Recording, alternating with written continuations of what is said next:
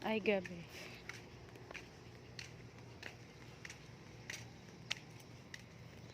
Ayan.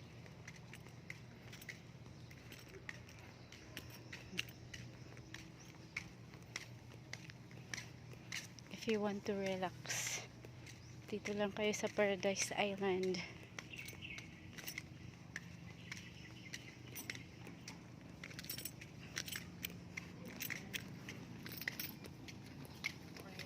Morning! Tsaka friendly po yung staff nila dito. Ang dami-dami nilang staff. Kaya ganito kalinis yung place. Tapos, bawal magdala ng foods.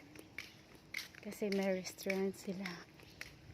Medyo pricey talaga dito, guys. Yung pagkain nila sa restaurant. 350.